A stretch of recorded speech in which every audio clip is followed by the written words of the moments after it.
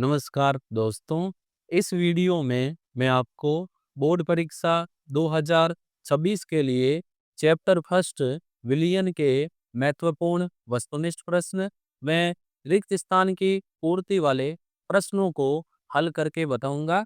Video आप and तक जरूर देखें। तो हम ले रहे हैं विलियन के सबसे पहले एमसीक्यू प्रश्न।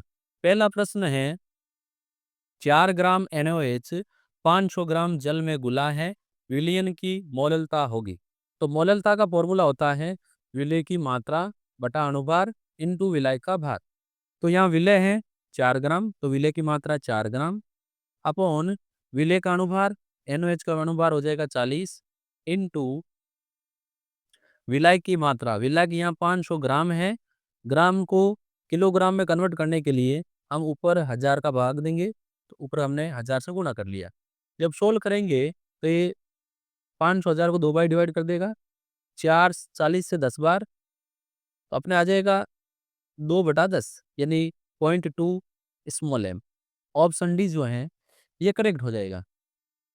क्वेश्चन नंबर सेकंड है, कौन सा युग्म राउल्ट के नियम से ऋणात्मक विचलन प्रदर्शित करेगा? जल प्लस HCl, जल plus HNO3, benzene methanol, acetone और क्लोरोफॉर्म। देखो, यदि विलय और विलायक के मध्य अन्योन्य क्रिया पहले की तुलना में बढ़ जाती है तो विलयन ऋणात्मक विचलन प्रदर्शित करेगा।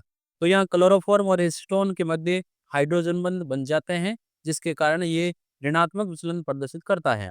देखो, एसीटोन कुछ ऐसा होता है, CH3 CH3 और डबल बॉन्ड O, और क्लोरोफॉर्म होता है AHCCl3। तो ये हाइड्रोजन और ऑक्सीजन के बीच में हाइड्रोजन बंध प्रभावी हो जाते हैं। परिणाम स्वरूप विलियन राउल्ट के नियम से ऋणात्मक विचलन प्रदर्शित करता है। क्वेश्चन नंबर थर्ड है, शुद्ध जल की मोलरता है, यहाँ 0.5 लिखा हुआ नहीं है। शुद्ध जल की मोलरता होती है 55.5 m। 1000 को जब आप 18 से डिवाइड करोगे तो आपका आंसर आ जाएंगे। अगला क्वेश्चन है, निम्नलिखित 0.1 विलियनों को उनके क्वथनांक के बढ़ते क्रम में रखिए। देखो, क्वथनांक जो है ये विलय के अणुओं की संख्या पर, कणों की संख्या पर डिपेंड करता है। यदि हम NaCl को घोलें तो ये एक Na और एक Cl, 2 आयन बनाएगा। यूरिया आयनित नहीं होगा तो 1 आयन बनाएगा। मैग्नीशियम क्लोराइड 1 मैग्नीशियम 2 क्लोराइड बनाएगा, यानी total 3 ion. Aluminium chloride 1 aluminium 3 chloride बनाएगा, यानी टोटल कितना होंगे 4। तो सबसे ज़्यादा क्वथनांक होगा एल्यूमिनियम क्लोराइड का, उसके बाद मैग्नीशियम क्लोराइड का, और उसके बाद NaCl का, और उसके बाद यूरिया का। तो सबसे पहले यूरिया यानी सेकंड, उसके बाद फर्स्ट NaCl, उसके बाद थर्ड MgCl2, उसके बाद फोर्थ AlCl3। ऑप्शन बी जो है ये अपने करेक्ट हो जाएगा। अगला क्वेश्चन है, एक आदर्श विलयन का गुण है राउल्ट के नियम का पालन करता है, एंथैल्पी में परिवर्तन शून्य होता है और आयतन में परिवर्तन भी शून्य होता है। तो उपरोक्त सभी गुण जो है ये आदर्श विलयन के गुण हैं। अगला ले रहे हैं, ताप बढ़ाने पर वाष्प दाब, जब भी ताप बढ़ाया जाता है तो वाष्प दाब बढ़ता है। शर्करा के 5% विलयन का परासरण दाब होगा। तो देखो, यहाँ पर परासरण दाब का फॉर्मूला अपने हो जाएगा फाई बराबर CRT। यहाँ पर शर्करा की जो मात्रा है वो दे रखी है 5%, और यहाँ जो सांद्रता है वो मोल प्रति लीटर में है। तो मोल प्रति लीटर में कन्वर्ट करने के लिए हम 5 में भाग देंगे 100 का, और इसको ऊपर गुणा कर लेंगे 1000 से। तो ये अपने किस में आ जाएगा, लीटर में। क्योंकि 100 मिलीलीटर में घुला हुआ है तो लीटर में कन्वर्ट करने के लिए 1000 से गुणा करेंगे, इनटू यहाँ पर जो टेम्परेचर है वो हम रखेंगे 273 केल्विन, दिया हुआ नहीं है इसलिए यही रखेंगे। और आर की वैल्यू जो है वो हम रखेंगे 0.0821। तो जब आप इस इक्वेशन को सोल्व करोगे तो आपके आंसर आ जाएंगे 3.47 ATM। तो 5 डिवाइड बाई 100 इंटू 1000 इंटू 273 इंटू आर की वैल्यू है 0.0821। तो आपके ये आंसर आ जाएगा, ऑप्शन ए करेक्ट हो जाएगा। अगला क्वेश्चन है, ताप बढ़ाने पर हाइड्रोजन गैस की विलेयता। देखो, ताप बढ़ाने पर गैसों की विलेयता घटती है, लेकिन दो गैसें ऐसी हैं हाइड्रोजन और हीलियम जिनकी विलेयता ताप बढ़ाने पर बढ़ती है। तो ये आप ध्यान रखें, इंपॉर्टेंट क्वेश्चन है। अब हम चलते हैं नेक्स्ट क्वेश्चन पर, स्लाइड सेकंड ले लेते हैं। देखो सेकंड क्वेश्चन है, किशमिश को पानी में रखने पर फूलने का कारण है। जब किशमिश को पानी में रखा जाता है तो उसके अंदर पानी चला जाता है और अंत्यपराशरण की क्रिया होती है। Option B correct. K for efficiency के लिए वान डॉप गुणांक का मान होगा। प्रबल विद्युत अपवर्तकों के लिए वान डॉप गुणांक का मान उसके आयनन से प्राप्त आयनों की संख्या के बराबर होता है। तो जब हम इसको बोलेंगे तो ये 4 तो देगा पोटेशियम आयन और 1 देगा हेक्सासाइनोफेरेट आयन। तो 4 + 1 कितना हो गए 5। तो वान टॉप गुणा हो जाएगा 5। के बी है मोलल उनियन स्थिरांक, जबकि के एफ जो है ये होता है मोलल अवनमन स्थिरांक। अगला है, गोताखोर के श्वसन हेतु प्रयुक्त श्वसन सिलेंडर में ऑक्सीजन नाइट्रोजन का तनुकरण करने के लिए हीलियम गैस भरी जाती है। ये रक्त में ऑक्सीजन और नाइट्रोजन की विलेयता को कम कर देती है, परिणाम स्वरूप बेंस की समस्या नहीं होती है। ताप बढ़ाने पर ऑक्सीजन की जल में विलेयता, सभी गैसों की विलेयता ताप बढ़ाने पर घटती है। चलते हैं अगले क्वेश्चन पर। निम्नलिखित में से कौन सा युग्म आदर्श विलयन नहीं बनाता है? तो देखो ये है ब्रोमोएथेन आयोडोएथेन, ये आयोडोएथेन एथेनॉल, ये क्लोरोबेंजीन ब्रोमोबेंजीन और ये बेंजीन और टोलुइन। ये सारे जो ऑप्शन है ये मिलते जुलते हैं, आदर्श विलयन बनाएंगे। ऑप्शन बी जो है ये आदर्श विलयन नहीं बनाएगा। समान परासरण वाले विलयन कहलाते हैं ऐसे विलयन जिनका परासरण दाब अधिक होता है, वो समपराश्रयी कहलाते हैं। समान परासरण दाब वाले समपराश्रयी और जिसका अधिक होता है वो अतिपराश्रयी। निम्नलिखित में से अनुसंख्यक गुणधर्म नहीं है। क्वथनांक का उन्नयन अनुसंख्यक गुणधर्म है, हिमांक का अवनमन है, परासरण दाब है, लेकिन हिमांक अनुसंख्यक गुणधर्म नहीं है। ऑप्शन बी अपने करेक्ट हो जाएगा। अगला क्वेश्चन है, एक वायुमंडलीय दाब पर निम्नलिखित में से किसका क्वथनांक अधिक होगा? तो क्वथनांक कणों की संख्या पर डिपेंड करेगा। सबकी सांद्रता 0.1 m है, सांद्रता में कोई चेंज नहीं है। ग्लूकोज अनायनित रहता है, 1 आयन देगा। यूरिया भी अनायनित रहेगा, 1 देगा। बेरियम क्लोराइड 1 बेरियम 2 क्लोरीन देगा, 3 NaCl 1 Na1Cl 2 देगा। तो सबसे ज्यादा जो अपने क्वथनांक है वो किसका हो जाएगा? बेरियम क्लोराइड का, क्योंकि ये 3 आयन देगा। अगले क्वेश्चन पर चलते हैं, स्लाइड नंबर 3 पर। देखो ये है, जलीय विलयन में विलेय के पूर्ण वियोजन के लिए वान टॉप गुणांक के अधिकतम मान वाला यौगिक है। तो हमें यहाँ आयनों की संख्या निकालनी है। पोटेशियम क्लोराइड में 1 पोटेशियम 1 क्लोराइड यानी 2 हो गए। K2SO4 में 2 पोटेशियम 1 सल्फेट 3। मैग्नीशियम सल्फेट में 1 मैग्नीशियम 1 सल्फेट 2।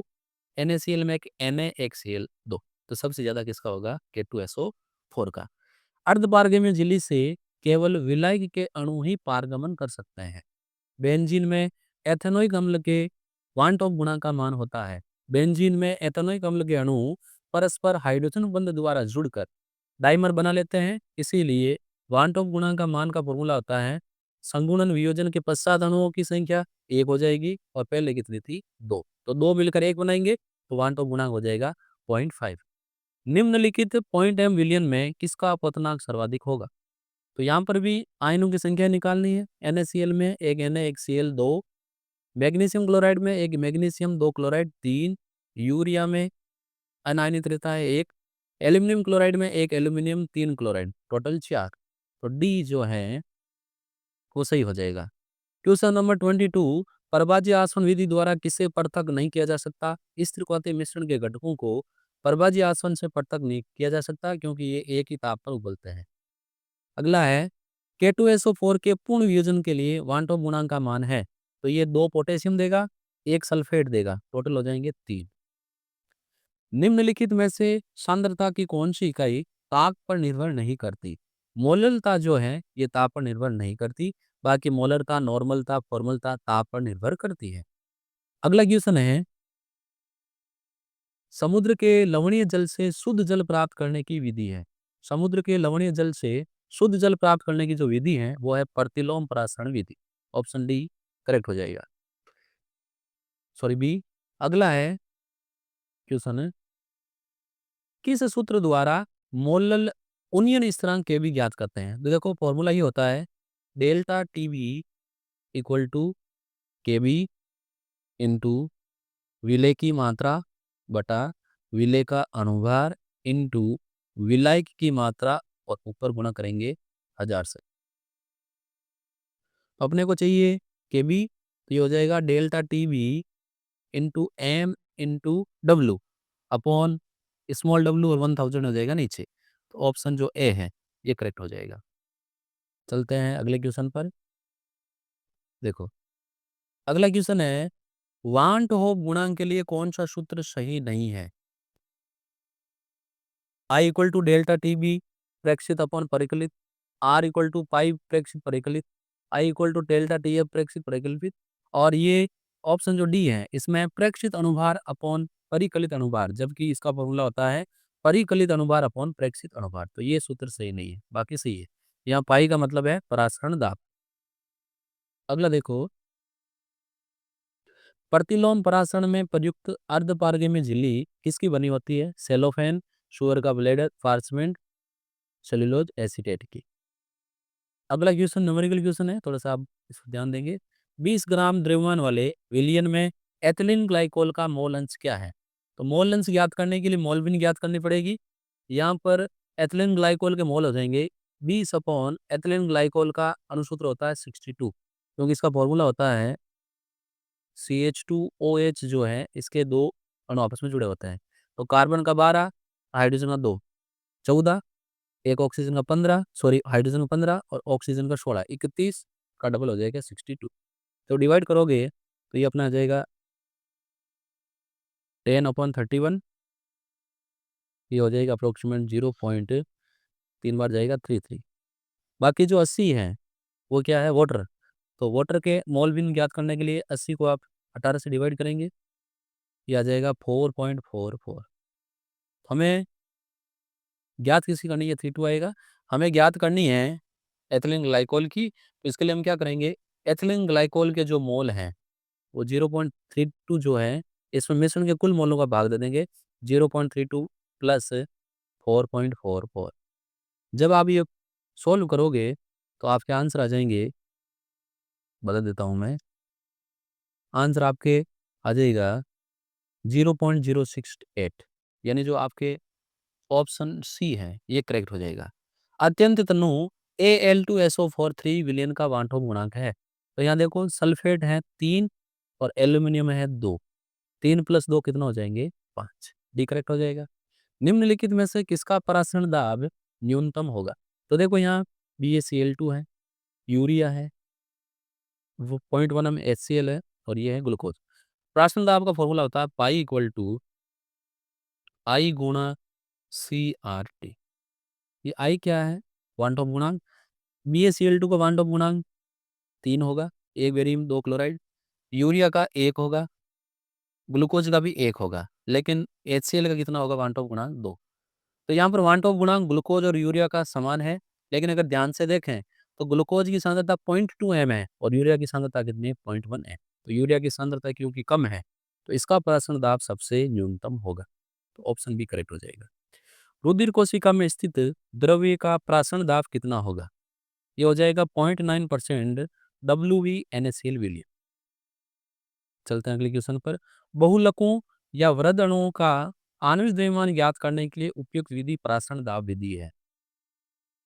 कौन सा विलयन राउल्ट के नियम से धनात्मक विचलन प्रदर्शित नहीं करेगा? यानी धनात्मक विचलन प्रदर्शित ना करके क्या करेगा? ऋणात्मक। करेक्ट आंसर हो जाएगा क्लोरोफॉर्म और बेंजीन। अब चलते हैं अगली स्लाइड पर। अब अपने आएंगे रिक्त स्थान की पूर्ति वाले प्रश्न। चैप्टर फर्स्ट से रिक्त स्थान की पूर्ति वाले प्रश्न आएंगे ब्लूप्रिंट 2026 के अकॉर्डिंग। देखो पहला है, दो या दो से अधिक पदार्थों का समांगी मिश्रण क्या कहलाता है? विलयन। अगला है, जब विलय मात्रा अत्यंत कम हो तो सांद्रता को खाली जगह में व्यक्त करते हैं, जब विलय अत्यंत कम हो तो सांद्रता को ppm में व्यक्त करते हैं। नंबर थर्ड है, अवयव के मोलों की संख्या और विलयन में सभी अवयवों के मोलों की संख्या का अनुपात क्या कहलाता है? मोल अंश या मोल भिन्न। तो ये हो जाएगा मोल अंश या मोल भिन्न। चलते हैं अगले क्वेश्चन पर। 1 लीटर विलयन में घुले हुए विलय के मोलों की संख्या, मोलरता।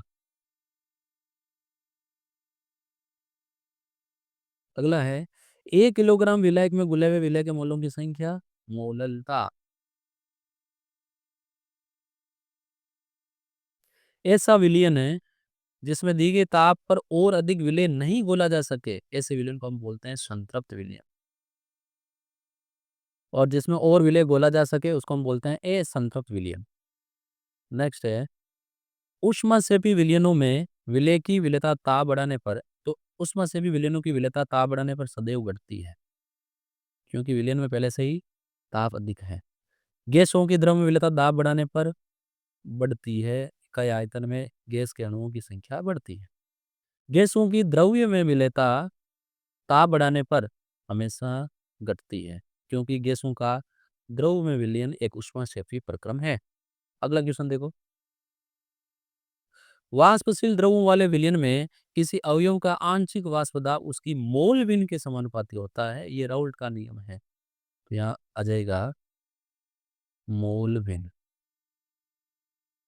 अगला, अर्धपारगम्य झिल्ली से खाली जगह के अणु पारगमन करते हैं, केवल विलायक के अणु ही पारगमन करते हैं।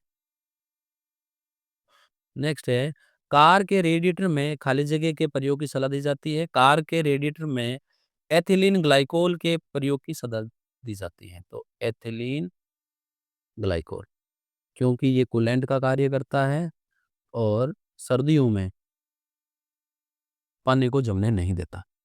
अगला है खाली जगह नंबर 13, 1000 ग्राम विलायक में उपस्थित विलय के मोलों की संख्या 1000 ग्राम के हैं या 1 किलोग्राम के, एक ही बात है, तो संख्या क्या कहलाएगी, मोललता। विलियन के 1 मिलियन भाग में उपस्थित विलय के मोलों की संख्या 1 मिलियन मोलों की संख्या क्या कहलाएगी, ppm। मोललता ताप पर खाली जगह निर्भर नहीं करती है, ये अभी हमने एमसीक्यू में भी देखा था, निर्भर नहीं करती है। प्यारे विद्यार्थियों, ये जितने भी प्रश्न हैं ये आपके मार्केट में मिलने वाली बुक्स से लिए गए हैं। इसके अलावा मैंने भी क्वेश्चन अपने हिसाब से बनाए हैं, तो ये क्वेश्चन करने के बाद आपको किसी बुक की नीड नहीं होनी चाहिए। आदर्श विलियन खाली जगह के नियम का पालन करते हैं, किसके नियम का पालन करते हैं, राउल्ट के नियम का पालन करते हैं। एथेनॉल व एसीटोन का मिश्रण राउल्ट के नियम से अभी हमने पढ़ा था, कैसा मिश्रण प्रदर्शित करता है, ऋणात्मक। अनुसंघीय गुणधर्म आणविक द्रव्यमान एक दूसरे के व्युत्क्रमानुपाती होते हैं, यानी अनुसंख्यिक गुणधर्म जितना अधिक होगा आणविक द्रव्यमान उतना ही कम होगा, तो ये एक दूसरे के क्या हो जाएंगे, व्युत्क्रमानुपाती। अगला क्वेश्चन, एथिलीन ग्लाइकोल किसका कार्य करता है, शीतलक, कूलेंट का, तो यहाँ आ जाएगा शीतलक। नेक्स्ट है वाष्पशील द्रवों के विलयन में किसी अवयव का आंशिक दाब उसकी मोल विन के समानुपाती होता है। चलते हैं अगले क्वेश्चन पर।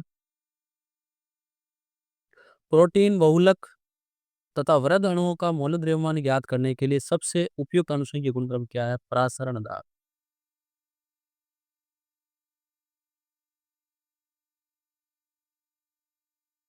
जो लोग बहुत अधिक नमक या नमकीन भोजन लेते हैं वे उत्तर कोशिकाओं व अंतर कोशिकीय स्थानों में जल धारण महसूस करते हैं। इसके कारण होने वाले सूजन को शोफ या एडिमा कहते हैं। शोफ लिख दो या एडिमा लिख दो, एक ही बात। ये बुक से उठाया गया है, एज इट इज लाइन है। विलियन में उपस्थित सभी अवयवों की मोलविन का योग कितना होता है, एक। इंपॉर्टेंट है। चलते हैं लास्ट स्लाइड पर। लास्ट स्लाइड क्या कहती है, देखो, जल में शर्करा डालने पर हिमांक क्या हो जाएगा, कम हो जाएगा। ताप बढ़ाने पर ऑक्सीजन की जल में विलेयता उसमें से भी प्रक्रम है, घटती है। एक आयतन H2O2 द्वारा दी गई ऑक्सीजन का एनटीपी पर आयतन H2O2 विलयन की आयतनीय सांद्रता, आयतनीय सांद्रता कहलाती है। चलते हैं अगले क्वेश्चन पर। वह विलयन जो ताप व सांद्रता की सभी प्रयासों में राउल्ट के नियम का पालन करते हैं खाली जगह कहलाते हैं आइडियल सॉल्यूशन, आदर्श विलयन। किसी विलायक में अवाष्पशील विलय की कुछ मात्रा मिलाने पर क्वथनांक बढ़ जाता है या में वृद्धि हो जाती है। किसी विलायक में अवाष्पशील विलय मिलाने पर हिमांक कम हो जाता है। देखो, अवाष्पशील विलय को वाष्पशील विलायक में मिलाने पर विलयन का वाष्प दाब कम हो जाता है। परिणाम स्वरूप विलयन को वाष्प दाब को विलायक के वाष्प दाब के बराबर करने के लिए अधिक ताप पर गर्म करते हैं, जिससे उसका क्वथनांक बढ़ जाता है। जबकि विलयन को जब ठोस में बदलते हैं तो विलयन विलायक की तुलना में कम ताप पर जमता है, जिससे उसका हिमांक कम हो जाता है। पेयजल के शुद्धिकरण में खालिज की विधि का प्रयोग करते हैं। प्रतिलोम परासरण विधि का उपयोग करते हैं। इसका उपयोग समुद्री जल के विलवणीकरण में भी किया जाता है। हेनरी के नियम का गणितीय रूप है घुली हुई गैस की मात्रा m इक्वल टू के एच इंटू पी, और यदि आप इसको मोलन्स में व्यक्त कर रहे हैं तो एक्स गैस इक्वल टू हो जाएगी के एच इंटू पी। तो यहाँ पर प्रिय विद्यार्थियों, मैंने आपको चैप्टर नंबर फर्स्ट विलियन के बोर्ड परीक्षा 2026 के लिए महत्वपूर्ण वस्तुनिष्ठ प्रश्न व रिक्त स्थान वाली प्रश्नों को हल करके बताया है। इसके अलावा और भी जो चैप्टर हैं उनके भी वस्तुनिष्ठ और रिक्त स्थान की पूर्ति वाले प्रश्नों का वीडियो आपको अवेलेबल होता रहेगा। यदि आपने अभी तक मेरे यूट्यूब चैनल को सब्सक्राइब नहीं किया है तो आप मेरे यूट्यूब चैनल को जल्दी से सब्सक्राइब कर लें और वीडियो को ज़्यादा से ज़्यादा अपने फ्रेंड्स के साथ शेयर करें ताकि उनको भी इसका लाभ मिल सके। आपको बोर्ड परीक्षा 2026 के लिए किसी भी प्रकार की वीडियो कंटेंट की आवश्यकता है तो आप मेरे यूट्यूब के होम पेज पर जाकर सर्च कर सकते हैं। आपको हर एक चैप्टर की प्लेलिस्ट का लिंक, हर एक चैप्टर के वस्तुनिष्ठ प्रश्नों के वीडियोज़, इसके अलावा name reaction, one shot videos भी आपको उपलब्ध हो जाएँगे। हम फिर मिलेंगे ऐसे ही और यूज़फुल वीडियोज़ के साथ। धन्यवाद।